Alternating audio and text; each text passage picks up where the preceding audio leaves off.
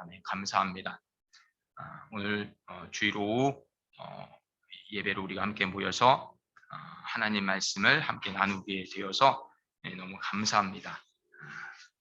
그런데 우리가 마태복음 10장 34절부터 39절 말씀을 읽으셨습니다. 자, 그런데 이 말씀이 솔직히 좀 부담되는 말씀 아닙니까?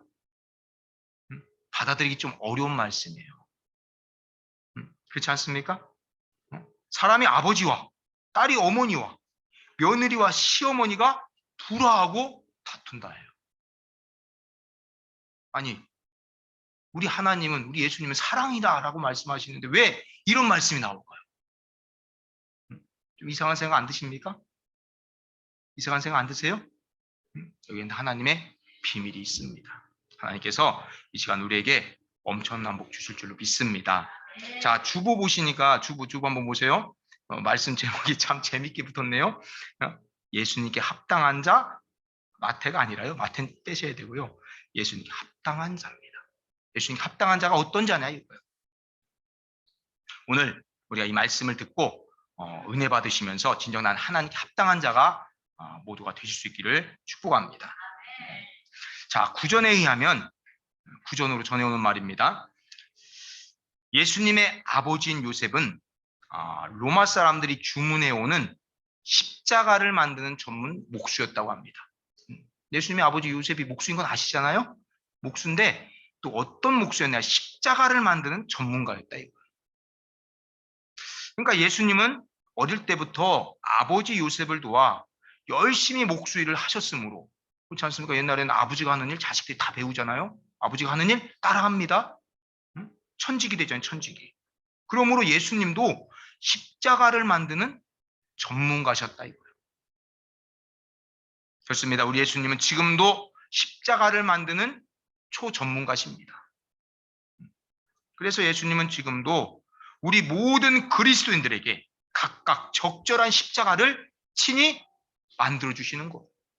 그러니까 여러분, 우리 신앙생활 속에서 십자가가 있습니까? 고개가 있습니까? 다 예수님이 만들어 주신 거예요. 원망하지 마십시오. 감사하면 그게 모두 합력해 복이 될 줄로 믿습니다. 그리고 주님은 말씀하셨습니다. 마태복음 16장 24절 말씀인데요. 아무든지 나를 따라오려거든 자기를 부인하고 자기 십자가를 지고 나를 쫓을 것이니라 라고 말씀하셨어요. 유대인들에겐 이런 이야기가 있다고 합니다. 만일 어떤 주인에게 2마리 소가 있는데 한 마리는 약하고 힘이 없습니다. 그리고 또 한 마리는 강하고 힘이 셉니다.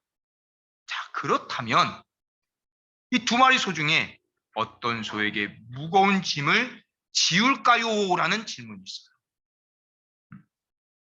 당연한 거 아닙니까?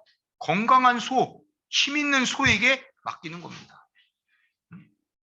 이건 당연하죠. 나의 십자가가 유난히 무겁다고 느껴지십니까? 그렇다면은 그것은 바로 그것을 감당할 만한, 그 짐을 질 만한 힘이 있기 때문에 하나님이 맡기신 겁니다. 그러니까 여러분, 시험이 옵니까? 고개가 있습니까? 힘듭니까? 그만큼 내가 강하다는 뜻이에요. 그러니까 그러므로 하나님께 감사하십시오. 감사하고 기쁨으로 감당하시라는 거예요. 분명히 하나님 약속하셨습니다. 너희가 감당할 시험만 허락하셨다 했어요. 예수님이 내가 받을 재앙과 저주 다 감당하셨다니까요. 100% 감당하셨어요. 그러니까 승리는 100% 보장되어 있는 겁니다. 내가 포기만 하지 않으면 되는 거예요. 포기하니까 내가 쓰러지는 거 아닙니까? 포기하니까 마귀가 기뻐하는 거 아닙니까? 포기하니까 내가 패배자가 되는 거예요. 포기만 하지 않으면 승리 100% 보장되어 있습니다. 붙어있기만 하면 돼요. 붙어있기만. 예수님은 직접 십자가를 만들어 주십니다. 그리고 십자가를 진다는 것은 내가 그리스도인이 되었다라는 증거예요. 감당할 만한 시험만 주시는 거니까요. 억울한 시험 당하십니까? 억울한 일 당하셨어요? 도리어 기뻐하고 즐거워하십시오. 자, 오늘 본문에서 예수님께서는 세상에 화평이 아니라 검을 주러 왔다라고 말씀하셨습니다. 그러면서 이어 말씀하시죠. 사람이 그 아버지와 딸이 어머니와 그리고 며느리가 시어머니와 불화하는, 즉 원수가 남이 아닙니다. 원수가 바로 내 집안 식구가 되리라 라고 말씀하셨어요. 자, 그러면서 주님은 또 이어 말씀하십니다. 주님보다 아버지와 어머니, 아들과 딸을, 아니 심지어 자기 자신까지도 더 사랑하면 하나님의 제자로, 예수님의 제자로 합당하지가 않다라고 분명히 말씀하셨어요. 그리고 또 말씀하십니다. 십자가를 지지 않는 자, 자기 십자가 지지 않는 자는 내게 합당치 아니하다라고 예수님이 말씀하셨습니다. 이게 오늘 읽은 본문 말씀의 내용이에요. 이 말씀 우리가 함께 나누면서 은혜 나눌 수 있기를 축복합니다. 하나님께서 놀라운 복 주실 줄로 믿습니다. 34절 말씀 우리 함께 읽도록 하겠습니다. 34절 말씀 한 목소리 읽습니다. 내가 세상에 화평을 주러 온 줄로 생각하지 말라. 화평이 아니요 검을 주러 왔노라. 아멘. 화평이 아니라 뭘 주러 오셨다고요? 검을 주러 왔노라. 칼을 주러 오셨대요. 칼로 아버지 찔르래요. 자, 이러한 주님의 말씀은 우리의 상식을 깨는, 아주 놀라게 만드는 그런 선언이 아닐 수 없습니다. 왜 그럴까요? 우리 주님은, 우리 하나님은 뭐가 대표입니까? 우리 하나님의 대표가 뭐예요? 하나님 하면 먼저 떠오르는 게 뭡니까? 사랑입니다. 사랑. 사랑인데 왜 이 말씀은 완전 180도 다른 말씀을 할까요? 여기엔 뭔가 뜻이 있는 겁니다. 우리가 구약 성경을 보시면 구약 성경에도 메시아를 가리켜 평강의 왕이다라고 표현했습니다. 이사야 9장 6절이에요. 이사야 9장 6절 말씀 보시면 평강의 왕이다 해서 평강의 왕. 우리 예수님이 평강의 왕이다 이거예요. 또 스가랴 9장 9절부터 10절까지 말씀도 보면은 그가 바로 화평을 전할 것이다 라고 예언했습니다. 하나님 말씀은 구약에서 이렇게 분명히 예언되어 있단 말이에요. 그런데 예수님 오늘 본문에서 완전 정반대의 말씀하시잖아요. 화평을 주러 온 것이 결코 아니다 이거예요. 칼을 주러 왔다 했습니다. 칼. 그리고 상대가 누굽니까? 네 아버지, 어머니, 시어머니 그리고 싸울 것이다 이거예요. 칼을 들고 싸운다 이거예요. 그러니까 이게 앞뒤가 안 맞지 않습니까? 깜짝 놀랄 수밖에 없어요. 예수님께서는 당신의 사역을 불을 던지러 온 것으로 표현하셨습니다. 우리가 지금 마태복음 10장 34절부터 39절 말씀 읽었는데요. 이 말씀의 병행 본문이 누가복음입니다. 누가복음 12장 49절부터 그 밑인데요. 그 단락을 맨 처음 시작할 때 이런 말씀이 나와요. 내가 불을 땅에 던지러 왔으니 이 불이 붙었으면 내가 무엇을 원하리요? 이렇게 말씀하신 후에 이 오늘 읽은 본문 말씀이 또 나옵니다. 불을 던지는 것을 표현하고 있단 말이에요. 그러면서 화평이 아니라 검을 주러 오셨다라고 말씀하고 있어요. 우리 하나님, 사랑의 하나님, 평화의 하나님이신데 완전 180도 다른 말씀하고 있다 이거예요. 그리고 35절, 오늘 함께 읽은 본문 말씀 마태복음 10장 35절, 36절입니다. 여기도 보십시오. 여기 보면은 이러한 분열과 다툼이 어디서 일어난다고 하셨습니까? 멀리 있는 남이 아니에요. 주변의 이웃이 아니에요. 누굽니까? 가장 가깝다고 알려진 내 가족입니다. 내 가족 사이에서 일어난다는 거예요. 즉 하나님의 복음은 피로 맺어진 가족들마저도 다투고 나누게 한다 이겁니다. 자, 여러분 그렇다면은 화해와 일치, 평화를 가져와야 할 복음이, 아니 그 사랑을 강조하는 그 복음이 어째서 이러한 무서운 분열과 싸움의 원인이 되고 있느냐 이겁니다. 복음 그 자체가 원래 악하기 때문에 그런 걸까요? 그렇지 않습니까? 뭐든지 그 속은 조금 뒤에 드러내잖아요. 겉으로는 그럴듯하게 포장하고 시간이 지나다 보면 그 속이 나중에 드러나잖아요. 그러니까 원래 복음이 악하기 때문에 이런 것일까요? 절대 아닙니다. 절대 아닙니다.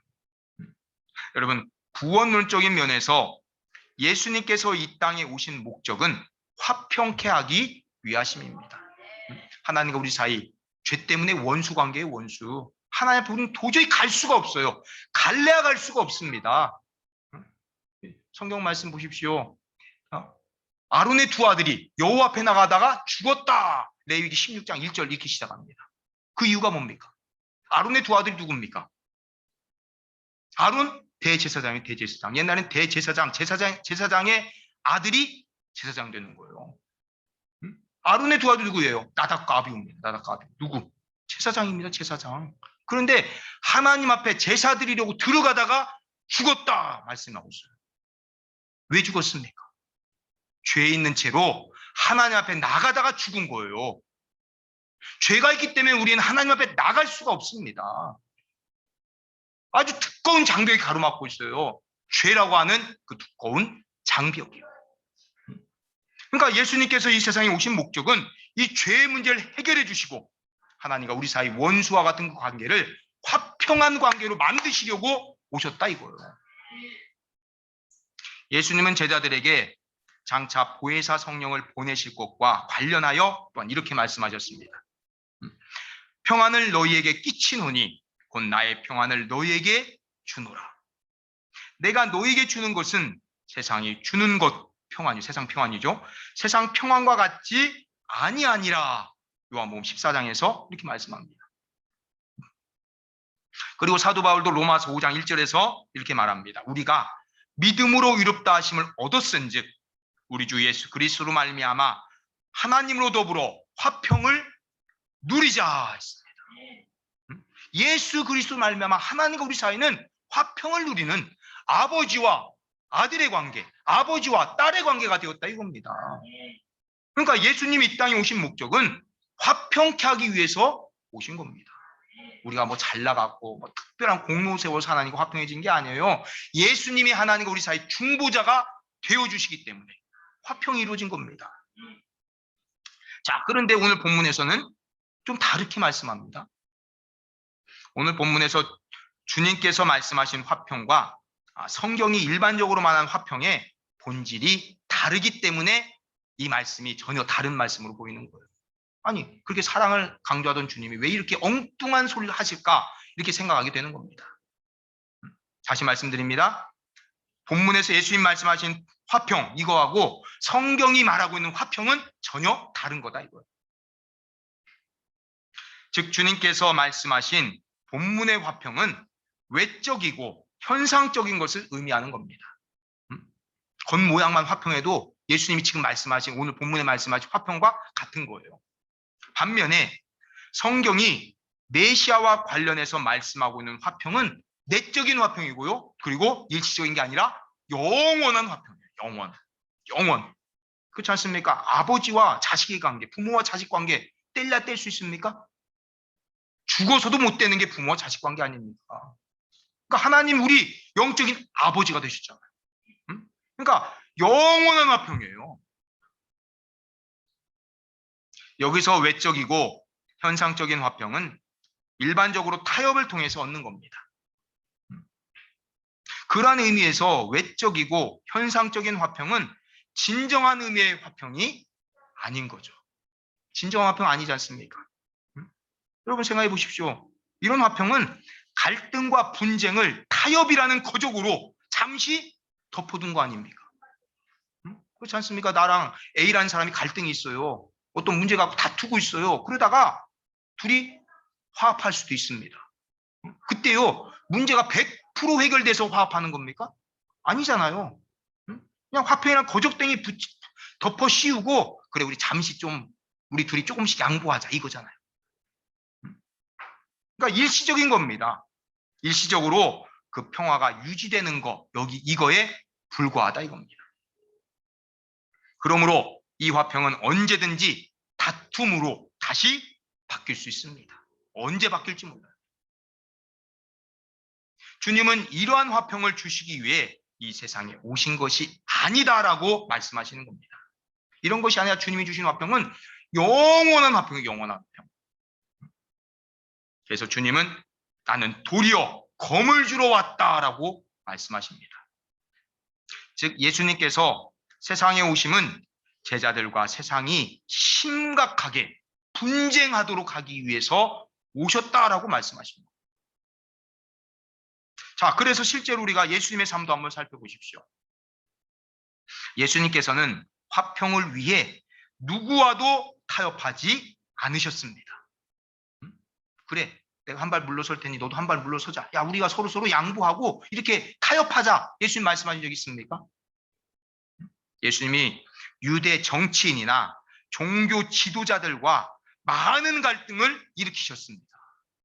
그렇지 않습니까? 장로들의 유전이라든지 자기들이 강조하는 자기들이 만든 율법 조항 이런 거 예수님 일일이 지적하셨잖아요. 장로의 유전을 앞세우느냐? 그거 잘못된 거다. 분명히 예수님 말씀했어요.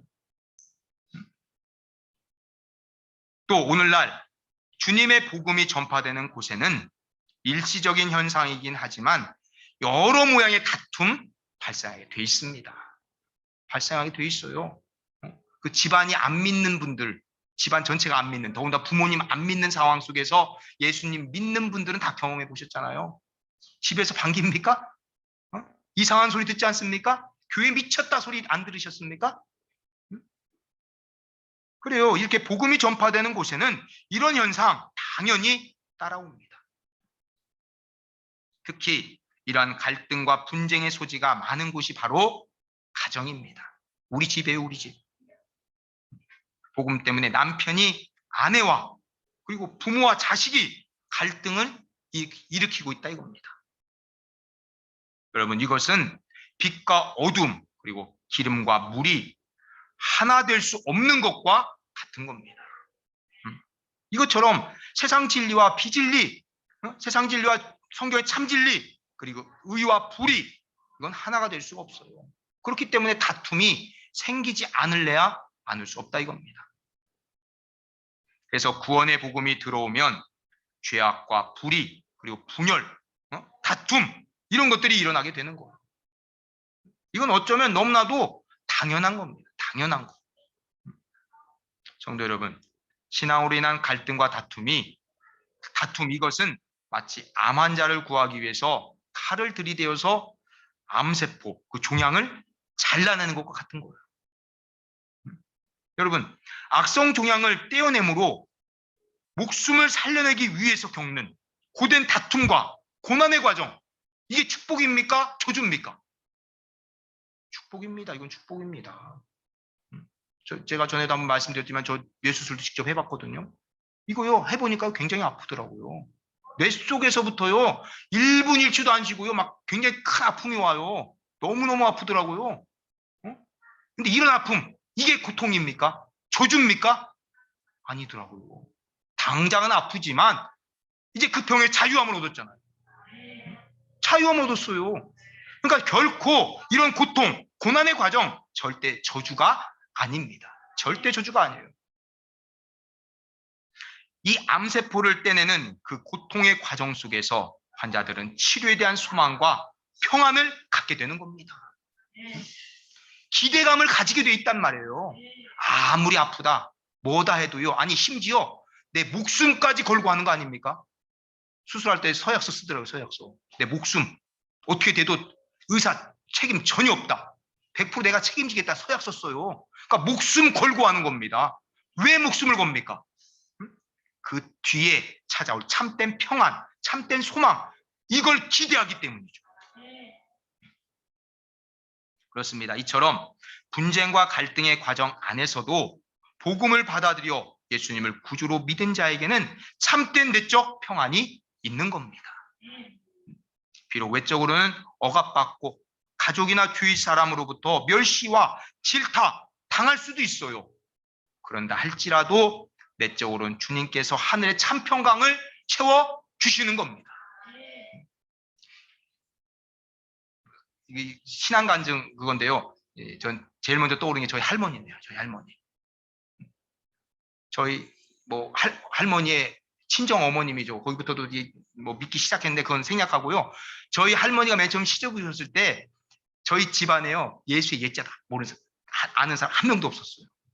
한 명도 없다 보니까 제가 어렸으니까 제대로 모르죠. 그냥 아버지가 몇 마디 해주신 것만 가끔 듣는데요. 몇 마디 들었는데 어떤 때는 우리 할아버지가 할머니 되게 패된 적도 있다고 하시더라고요.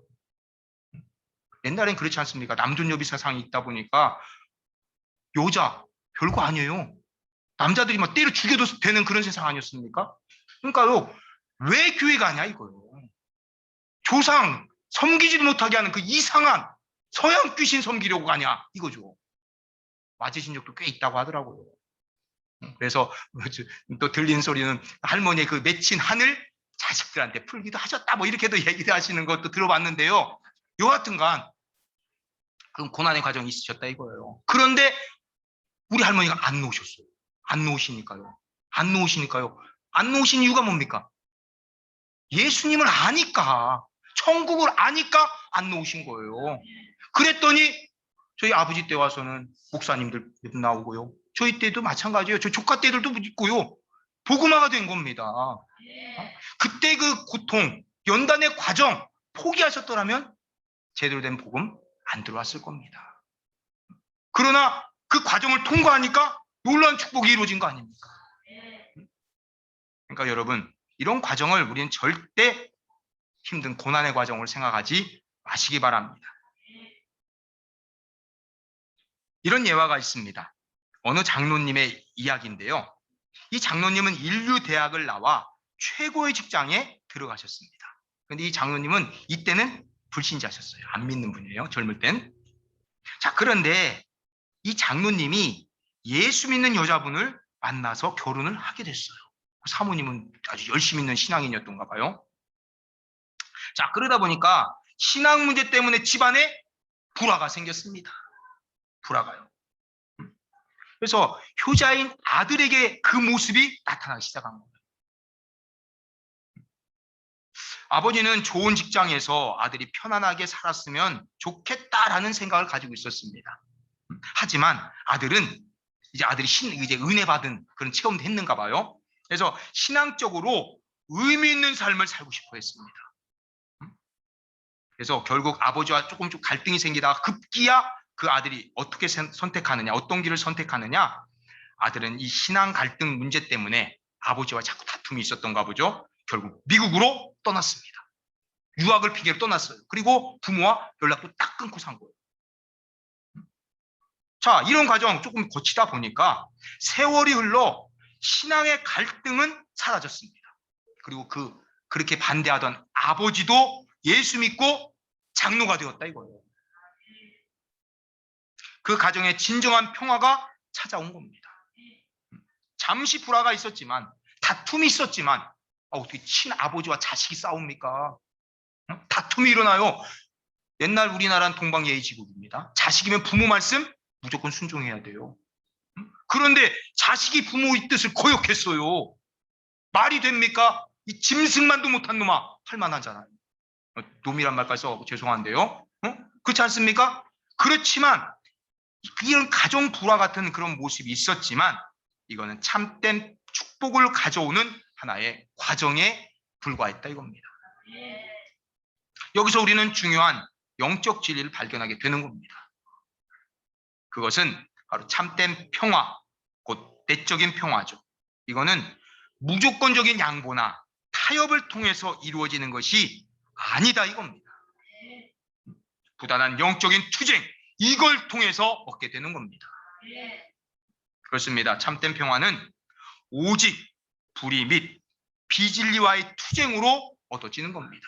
그러니까 예수님이 칼을 던지러 왔다 하시는 거예요. 그러므로 성도 여러분, 복음으로 인해 이러한 분열과 다툼이 있을 때 이걸 이상하게 생각하지 마십시오. 또 두려워하지 마십시오.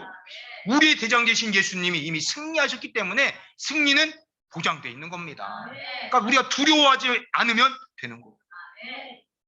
아니, 오히려 복음이 들어갔음에도 불구하고 아무런 분열이나 다툼이 없다면 그게 바로 이상한 겁니다. 이상한 거예요. 내가 교회 나오는데도 신앙생활 제대로 한다고 하는데도 누가 손가락질 안 합니까? 이런 핍박 없습니까? 그 다음 내가 타협적으로 신앙생활하고 있다는 증거예요. 그게 증거예요. 그게 증거. 하나님 말씀대로 바르게 신앙생활하면요 반드시 핍박 따라옵니다. 따라오게 돼 있어요. 여러분, 진정한 복음은 언제나 죄악과의 싸움을 일으킵니다. 그렇지만 거짓 복음은 위장된 평화를 가져온다 이겁니다. 잊지 마십시오. 진정한 복음은 핍박이 당연히 따라오게 되어 있습니다. 하지만 거짓 복음은 칭찬이 따라온다는 거 잊지 마십시오. 그래서 사도행전 14장 22절 말씀합니다. 천국에 들어가려면 많은 환난을 겪어야 할 것이니라 하셨어요. 그렇습니다. 천국 가려면 반드시 환난 겪어야 됩니다. 핍박 당해야 됩니다. 우리는 신앙과 진리 문제 이외의 문제에서는 양보와 타협을 통해서 사회와 가정의 평화를 도모하십시오. 말씀과 상관없고요. 이 진리의 말씀과 여기서 틀에서 벗어난 다른 그냥 윤리적인 거 아니면 도덕적인 거 그런 거 있습니까? 그런 갈등 있습니까? 무조건 져주십시오. 양보하십시오. 타협하세요. 그러면서 평화를 도모하십시오. 이런 지혜가 필요합니다. 이것이 또한 마땅한 도리고요. 예수님이 우리에게 하나님이 우리에게 그렇게 해주셨는데 예수님이 내가 너희를 사랑한 것처럼 너희도 서로 사랑하라라고 분명히 말씀하셨으니까요. 이렇게 하는 거 마땅한 겁니다. 그러나요. 신앙과 진리의 문제에 있어서만큼은 어떤 경우에도 양보하거나 타협 절대 하지 마십시오. 절대 안 되는 겁니다. 그거는. 요즘 뭐 종교다원주의 같은 거 얘기하잖아요. 타협하자고 하잖아요. 아니에요. 말씀과 어긋나는 건 안 되는 거예요. 이런 건 단호하게 거절하셔야 되는 겁니다. 타협하는 게 아니에요. 외적인 평화는 우리가 양보하고 타협함으로 이루어지는 겁니다. 하지만 내적인 참된 평화, 이거는 불의와 그리고 비진리와 우리가 부단하게 투쟁을 할 때 이룰 수 있는 겁니다. 그러므로 여러분은 부디 이 사실을 명심하면서 불의나 비진리와는 타협하지 마십시오. 부단한 투쟁을 벌이시기를 축복합니다. 그리할 때 비로소 우리의 몸은 고달플지 모릅니다. 그럴지라도 하늘의 참 평강이 여러분 심령에 가득하게 될 줄로 믿습니다. 자, 그리고 또 오늘 본문 보십시오. 오늘 본문 우리 다 읽었는데요. 이 본문 말씀처럼 많은 사람들의 오해를 받는 말씀 없습니다. 앞에서 말씀드렸지 않습니까? 하나님, 예수님 하면 사랑인데 완전 180도 다른 말씀하잖아요. 그러니까 오해 많이 받아요. 또 동시에 많은 사람들에게 도전을 주는 말씀도 바로 이 말씀입니다. 자, 이것은 특별히 가족윤리를 최고의 덕목으로 간주하는 동양권에서는 더욱 심합니다. 더욱 심해요. 그 이유는 이 말씀 우리가 얼핏 보면은 가족의 윤리를 정면에 부정하는 것처럼 보이지 않습니까? 그렇지 않습니까? 그 아버지와 다툰대요. 우리나라 별명이 뭡니까? 동방예의지국입니다. 동방예의지국. 부모님 말씀은 무조건 예예요. 아니오가 어디 있어요? 말대꾸가 어디 있어요? 말도 안 되죠, 그거는. 옛날엔 그런 사람 있으면 손가락질 했어요. 저게 사람이냐? 그랬지 않습니까? 짐승 같다고도 말해요. 부모한테 거역하고요. 부모 대들고요. 부모 때립니까? 짐승만도 못한 거예요. 이게 우리의 도덕 기본적인 틀 아닙니까? 동양권은 거의 이래요. 그런데 오늘 말씀이 이 가정윤리를 정면으로 부정하는 것 같다 이겁니다. 하지만 그런 의미 절대 아닙니다. 여러분, 하나님께서는 십계명을 주실 때 내 부모를 공경하라라고 분명히 말씀 주셨어요. 자, 1계명부터 4계명은 하나님과 우리 사이 관계입니다. 그리고 5계명부터 10계명까지는 우리 사람과 사람 사이 관계의 계명이에요. 근데 첫 번째, 인간과 인간 사이의 계명 첫 번째가 뭡니까? 내 부모를 공경하라요. 이게 첫 번째라요. 첫 번째. 내 부모도 공경 안 하는 사람이 이웃 사랑할 수 있겠습니까? 도둑질 안 하겠어요? 부모 사랑 안 하는 사람은 그 모든 죄 또 범하게 돼 있어요. 그러니까 가장 중요한 거예요. 부모 사랑, 부모 공경이에요. 부모 공경. 그러니까 하나님 분명히 내 부모 공경하라 말씀하셨다 이거예요. 아니, 자기 부모를 거역하는 자나 혹은 부모를 치는 자는 돌로 쳐서 죽이라라고 말씀하셨습니다. 출애굽기 20장 15절, 신명기 21장 20절 말씀이에요. 분명히 부모한테 대들고요. 부모 때립니까? 돌로 죽이라 했어요. 그러니까 이만큼 하나님은 부모 공경을 중요시했다 이겁니다. 자, 이런 우리 하나님께서 가족과 자기 생명을 부정하라고 명령하셨을 리 없습니다. 그럴 리가 없어요. 만무해요. 그러므로 이 말씀은 가족 윤리를 부정하는 말씀이 절대 아닌 겁니다. 이것은 그리스도에 대한 사랑에 비교할 때, 그리스도의 사랑 그리고 부모에 대한 사랑이 있습니다. 이 그리스도에 대한 사랑과 비교할 때 비교해서 보니까 마치 미워하는 것처럼 보일 정도로 가장 우선적으로 하나님을 사랑하고 그리스도를 쫓아야 된다라는 거, 이거를 강조해 주는 겁니다. 부모 공경하지 말라, 그게 절대 아니에요. 여러분 조심하십시오. 신앙생활 열심히 하다 보면요, 부모 공경할 줄도 모른다고 손가락질 받아요. 멀리 갈 거 없어요. 내 주변에서 그런 소리 들리더라고요. 제 주변에서 어느 교회 권사님이다 뭐다 하는데 부모님 명절 때 안 찾아와요. 교회 핑계 대면서 안 와요. 그러면요, 믿는 사람이라고 할지라도 섭섭해요. 그러니까 여러분, 신앙생활 지혜가 필요한 겁니다. 지혜가. 여러분, 하나님 다음이 누굽니까? 내 부모예요, 부모. 그렇다면 하나님도 열심히 섬겨야 되고요, 부모도 공경해야 돼요. 그러니까 명절이 만약에 주일이다 하면은 여러분, 날 잡으십시오. 날 잡아서 갖고 일찍 부모 찾아가세요. 부모 찾아가셔서요, 조금 더 투자하세요. 더 용돈 많이 드리고요. 제가 부모님 이번 명절 못 찾아뵈서 너무너무 죄송합니다. 이거라도 좀, 이거 받으시고 좀 용서해 주세요라는 마음으로 큰 선물 하나 해드리세요. 이렇게라도 하면 아무래도 부모님 마음이 조금 녹아지실 거 아닙니까? 손가락질하던 형제들도 이런 모습 자꾸 보다 보면은, 야, 그래도 교회 다니면서도 부모 제대로 섬기는구나, 부모 공경하는구나, 인정하게 돼 있는 겁니다. 근데 우리가 많은 실수하고 있습니다. 교회에 가서 충성한다, 교회 가서 열심히 일한다라는 핑계로 부모 외면해요. 아닙니다. 그건 잘못하는 거예요. 하나님 분명히 내 부모도 공경하라 하셨어요. 부모 섬기셔야 됩니다. 날 낳아주고 길러주신 내 부모님 공경해야 돼요. 내 부모도 공경하지 못하면서 눈에 안 보이는 영적인 하나님 공경한다고요? 제가 볼 땐 그 거짓말일 확률 굉장히 높습니다. 형식에 그치는 것일 가능성 많단 말이에요. 그러니까 부모님에게도 지혜를 발휘해서 더 많은 받은 은혜 갚을 수 있는 그런 성도가 되시기를 축복합니다.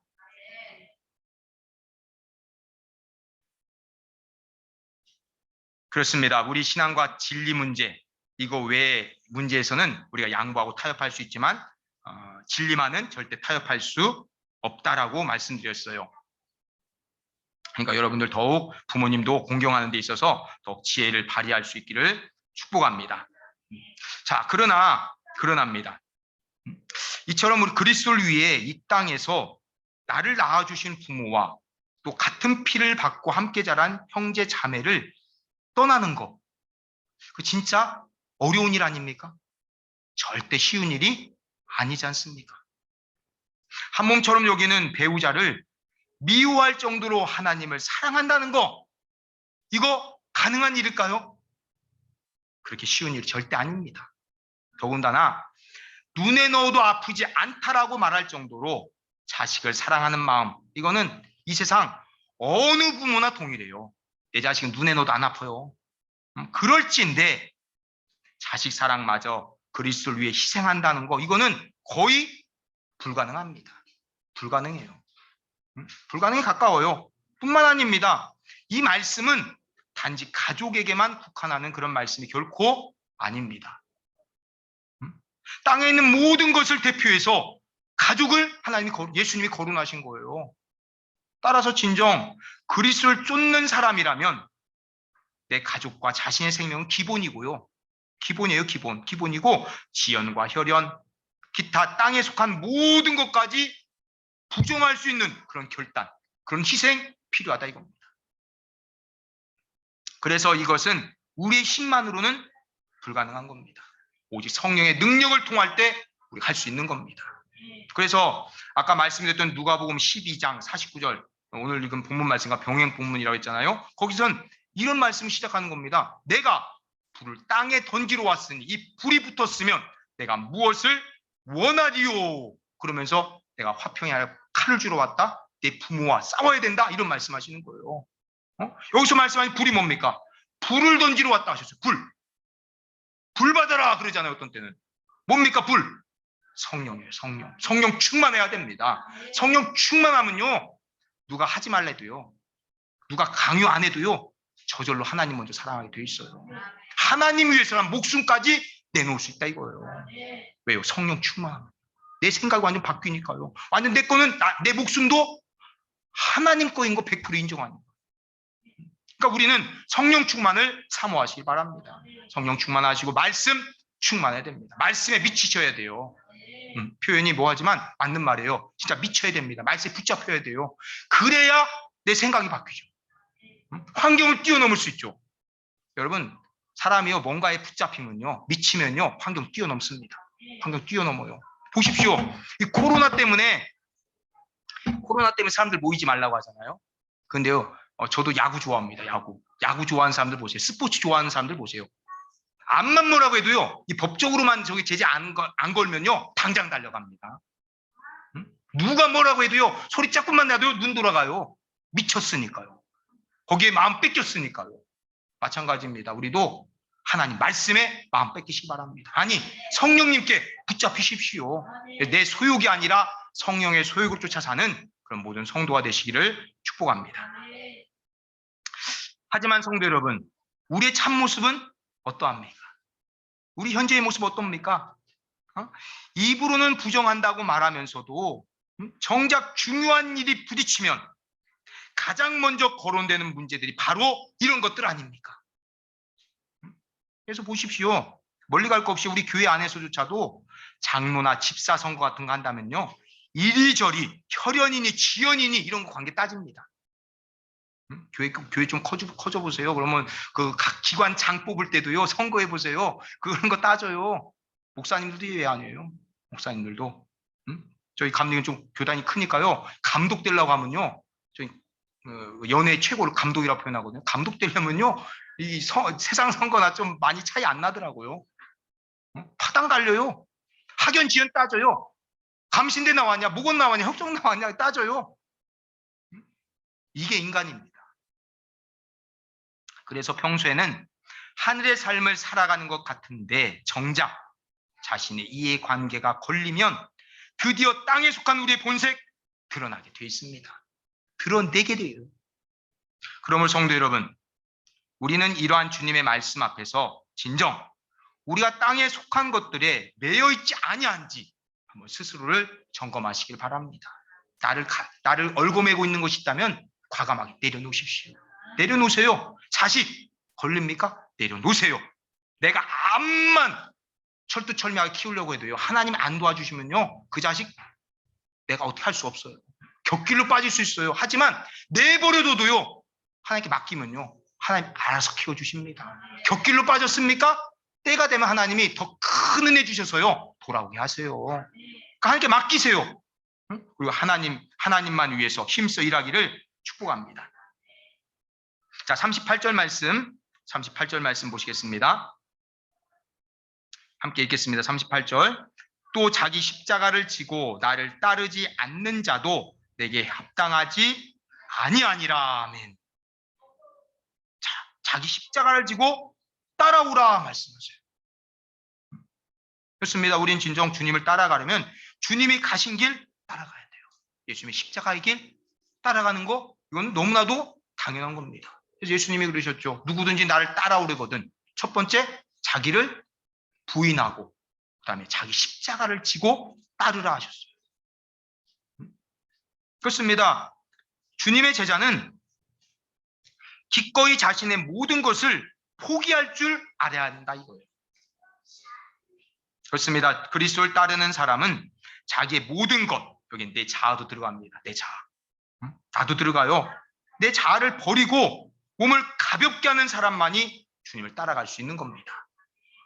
주님을 따르는 것은 마치 마라톤을 달리는 것과 같습니다. 마라톤. 여러분, 마라톤 뛰려면은 그 선수들 어떻게 해야 됩니까? 자기 집에 있는 자기가 좋아하는 물건도 다 갖고 옵니까? 어깨에 무거운 짐, 배낭짐 짊어집니까? 마라톤 선수가요? 아닙니다. 마라톤 선수는 다 내려놓습니다. 다 내려놓고요, 최대한 가볍게 해요. 최대한 가볍게. 옷도 벗어요. 옷도 벗고 제일 가벼운 거, 꼭 필요한 거, 이것만 입어요. 이게 마라톤 선수입니다. 이와 마찬가지로 자기의 소유를 짊어진 자, 이런 사람들은 끝까지 주님을 따를 수가 없는 겁니다. 없는 거예요. 그러면 여러분 지금 잡아매고 있는 거 내려놓으십시오. 내려놓고 주님께 맡기세요. 그래야 주님 앞에 바른 신앙인이 될 수 있는 겁니다. 자, 그렇다면 오늘 우리는 어떠합니까? 과연 주님을 따르기 위해 모든 것을 내려놓고 계십니까? 부끄럽게도 이와 정반대인 경우가 훨씬 많습니다. 훨씬 많아요. 우리는 주님을 따르겠다고 하면서도 어떻게든 더 많은 것을 소유하려고 합니다. 그러한 것을 반영하는 아주 대표적인 예가 바로 우리의 기도의 모습입니다. 여러분, 기도의 모습 한번 점검해 보십시오. 사실 기도의 양으로만 본다면 이 세상에서 한국 교회와 성도들을 따를 사람 아무도 없습니다. 그래서 우리나라 하면은 세계적으로 제일 유명한 게 뭡니까? 우리나라 교회 하면 그게 뭔지 아세요? 첫 번째가 새벽 기도예요. 새벽 기도. 그러니까 기도하면 우리나라예요. 우리나라 세계 최고예요. 우리나라는 주일에 모여 기도하는 것은 기본이고요. 기도 예배 시작하기 전 기도하고 끝나고 기도하고요. 기도 열심히 하시잖아요. 이건 기본이고요. 수요 예배 기도, 아니면 금요 철야 예배 기도, 또 1년 내내 쉬지 않는 아까 말했던 그 유명한 새벽 기도 하고 있습니다. 뿐만 아닙니다. 특정 금식 기도, 릴레이 기도, 또 매년 초나 아니면 명절에 열리는 산상 축복 대성회, 산상 축복 기도회 하지 않습니까? 등등 이렇게 우리나라는 기도와 대단히 유명합니다. 실로 외국 사람들이 이를 보면 혀를 내두를 지경입니다. 하지만 문제는 여기 문제가 한 가지 있습니다. 문제는 기도의 양이나 시간이 아니라 바로 내용이에요. 내용. 근데 여러분 여기서 착각하시면 안 됩니다. 제가 이 기도의 양, 시간을 부인하는 게 절대 아니에요. 기도 진짜 필요하면요 나오게 돼 있어요. 필요하면요 암만 짧게 하고 싶고 짧게 안 돼요. 필요한 내가 할 얘기가 있는데 어떻게 짧게 합니까? 그리고 여러분 기도는 나 혼자의 메아리가 아닙니다. 하나님과의 대화예요. 하나님과의 대화. 근데 우리 인간이 어떻습니까? 인간 생각하는 동물이에요. 생각하는 동물. 그래서 기도할 때요 잡생각 많이 듭니다. 잡생각 많이 들었어요. 진짜 하나님께 올라가는 기도 제 생각에는 제 체험상으로는 10%도 안 되는 것 같아요. 잡생각 많아요. 잡념이 많아요. 그러니까 기도도 계속 몰입하다가 하나님께 올라가는 거예요. 그러니까 하나님께 올라가려면 오래 기도할 수밖에 없더라고요. 오래 기도할 수밖에 없어요. 아니 그냥 10분만 기도해도 하나님과 직통하는 분 계시다면 전 할 말 없습니다. 할 말 없어요. 그렇지만 우린 그런 능력이 없다 이거예요. 그다음 최소한 1시간 이상은 기도해야 돼요. 그래야 기도한 것 같더라고요. 아니 1시간 2시간 기도해야 돼요. 이건 당연해요. 그런데 여기서 한 차원 더 나가서 내용 중요하다 이겁니다. 내용 진짜 중요합니다. 한국교회 대다수 성도들의 기도를 들어보면 그 대부분이 땅의 것을 채워달라는 것으로 가득합니다. 땅의 것, 한마디로 돈이죠. 돈이나 권력, 출세 이거예요. 즉 한국교회 성도들은 자신은 변할 생각하지 않습니다. 진짜 바뀌어야 될 사람은 나예요. 나. 근데 자신이 변할 생각은 하지 않은 채 반대로 세상을 변화시켜서 자신이 원하는 그 모든 것을 이루어달라고 하나님께 요구하고 있습니다. 그런 기도만 끊임없이 하고 있다 이거예요. 그러나 본절의 말씀처럼 주님을 따르고 천국에서 후한상을 누리려면 땅의 것을 버려야 됩니다. 땅의 걸 버리고 나 자신을 비우는 것이 복입니다. 그러나 우리는 역으로 자꾸 채워달라고만 기도합니다. 그럼으로써 점점 몸이 무거워지려고 하고 있다 이거예요. 주님을 따라간 마라톤 선수인데 자꾸 짐보따리 메요. 더 무거운 거 메워달라고 하나님께 부탁하고 있어요. 아니 집을 좀 어깨에다 얹어달라고 그래요. 집을 통째로 짊어지고 따라가겠다고요. 그러니 하나님은 매우 난처하신 겁니다. 우리 하나님이 난처하세요. 성도 여러분, 만일 여러분이 진정으로 주님을 따르는 제자가 되고 참된 천국길을 걸어가기 원하십니까? 그렇다면 기도를 바꾸시길 바랍니다. 기도 바꾸세요. 예수님 분명히 말씀하셨어요. 너희는 먼저 그의 나라와 그의 의를 구하라 하셨어요. 하나님 나라가 내 안에 이루어져야 돼요. 내 육체의 소견에 옳은 대로 따라가는 그런 삶이 아니오라. 하나님 말씀에 순종하는 삶. 이걸 구하셔야 돼요. 하나님의 의를 구해야 됩니다. 내가 앞만 오라도요. 하나님 말씀이 아니다 하면은 안 가야 돼요. 내가 손해보는 억울한 일에도요. 따라가야 돼요. 내가 손해봐야 돼요. 이게 하나님의 의란 말이에요. 그러니까 그의 나라와 그의 의를 구하는 모든 성도가 되시기를 축복합니다. 무엇을 채워달라고 기도하기 전에 먼저 자신을 비우게 해달라고 기도하시기 바랍니다. 그러니까 예수님 말씀하신 거 아닙니까? 아무든지 날 따라오려거든 제일 먼저 자기를 부인하고 하셨어요. 부인해야 돼요. 자신을 채우고 높아져 남의 섬김을 받게 해달라고 기도하지 마시기 바랍니다. 이 땅에서 섬김 받으면요, 이 땅에 상 받으면요, 하늘나라에 상이 없습니다. 이 땅에서 칭찬받은 건요, 그 나라 가서 다 아니죠. 갈 필요 없죠. 가기 전에 주님이 그거 다 사인해, 생략하시는 거예요. 생략. 카운셀링 하시는 거예요. 여러분 우리는 그 나라를 바라보며 살아가는 성도들입니다. 이 땅의 외국인, 이 땅에 살아가는, 이 땅에 그 죽어져가는 헛된 세상 사람들과는 다른 거예요. 우린 외국인이고 나그네일 뿐입니다. 나의 참 본향은 영원한 하늘나라인 겁니다. 그럼 먼저 자신을 비우고 낮아져서 이웃과 하나님을 섬기게 해달라고 기도하시기를 바랍니다. 섬김을 받고 나면 섬기라 하셨잖아요. 섬기십시오. 바로 이러한 모습이 모든 하늘의 영광까지 버리시고 낙구천한 종의 모습으로 오셔서 우리를 구원하신 예수 그리스도의 모습이 아닙니까? 우리 신앙의 모델은 예수님입니다. 예수님만 닮아가는 게 최고예요. 예수님 닮아가는 게. 그래서 예수님 또 말씀하셨죠. 그러나 내 원대로 맛이 없고 아버지의 원대로 되기를 원하나이다 하셨어요. 이런 예수님의 모습을 닮아가는 그런 모든 성도가 되시기를 축복합니다. 여러분은 진정한 제자의 모습은 이처럼 땅의 모든 소유를 버리고 자신을 비운 모습임을 기억하시길 축복합니다. 그래서 날마다 자기 부인의 기도를 통해서 예수님의 형상을 닮아가는 참된 제자 모두가 되시기를 축복합니다. 마지막으로 39절 말씀 함께 읽겠습니다. 자기 목숨을 얻는 자는 잃을 것이요 자기를 위하여 자기 목숨을 잃는 자는 얻으리라. 아멘. 자, 이 말씀 매우 역설적인 진리의 말씀입니다. 역설적이에요. 역설적. 자, 죽음으로써 생명을 얻는다라고 말씀하셨어요. 아, 죽었는데 어떻게 생명을 얻습니까? 이처럼 역설적인 사실 없습니다. 자, 인간의 목숨은 딱 하나뿐입니다. 딱 하나. 어느 누구도 예외 없어요. 딱 하나예요. 그래서 그만큼 목숨은 귀합니다. 어느 누구도 목숨 그 무엇과 바꾸려고 안 하잖아요. 왜 딱 하나니까, 딱 하나. 자, 그런데 자기 목숨을 얻는 자는 잃을 것이고 주님을 위해 자기 목숨을 잃는 자는 얻게 되리라라고 말씀하고 있습니다. 그러므로 이 말씀은 아주 역설적인 말씀이다 이거예요. 자, 우리는 이 역설적인 말씀을 소금과 연결시켜서 한번 생각해 보고자 합니다. 소금. 여러분, 소금이 뭡니까? 소금은 자기 스스로를 녹이는 희생을 통해 부패를 방지하는 역할을 감당하고 있습니다. 이게 소금이죠. 하지만 이 소금이 제 역할을 잃어버렸어요. 짠맛을 잃었습니다. 짠맛 안 나는 소금이 있어요. 또 자기 희생을 거부한다 이겁니다. 소금이 녹아지려고 하지 않아요.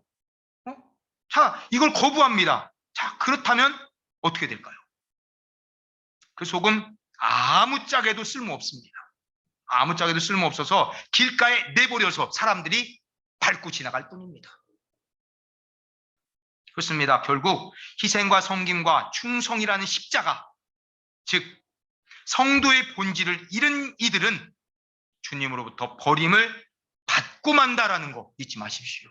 성도의 본분, 우리가 이거 감당 못하면 주님께 버림받는 거예요.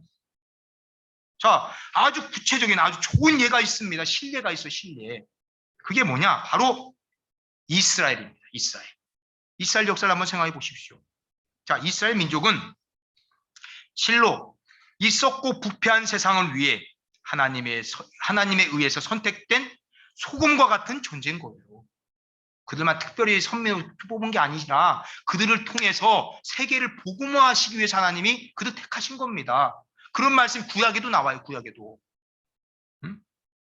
그런데 이들은 진정한 사랑과 섬김, 희생의 정신을 잃어버렸다 이겁니다.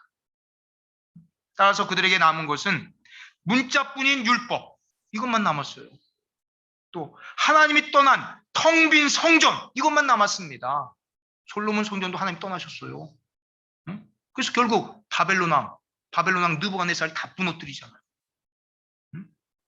그리고 그 결과 방금 말씀드린 것처럼 성전은 파괴됐습니다. 하나님을 섬기는 데 사용되는 잔들은 이방인들의 놀이개가 되었어요. 성전에서 제사 지낼 때 사용하는 각종 기구들이 있어요. 그릇이 있어요. 이게 다 이방인에게 뺏겼지 않습니까? 술 마시는 기구가 되고 말았다 이겁니다. 다니엘 5장에 보면 나오고 다니엘 5장. 벨사살 왕이 이 성전 기구들 가지고 술 따라서 마셔요. 백성들은 이방인의 노예가 되어 짓밟힐 뿐이었습니다. 자, 여기서 그친 게 아니죠. 그리스도를 버린 이후에 유대인들 역시 마찬가지 아닙니까? 예수님 십자가 못 박아 죽인 유대인들 마찬가지잖아요. 로마 군대에 의해서 예루살렘 성과 성전 완전히 파괴되고 말았습니다. 돌 위에 돌 하나도 남지 아니하리라 예수님 말씀하시잖아요. 그대로 됐어요. 그들은 고향 땅을 떠나 몇백 년이 아니라 2000년 동안 지구 곳곳을 유리하는 삶을 살았다 이겁니다.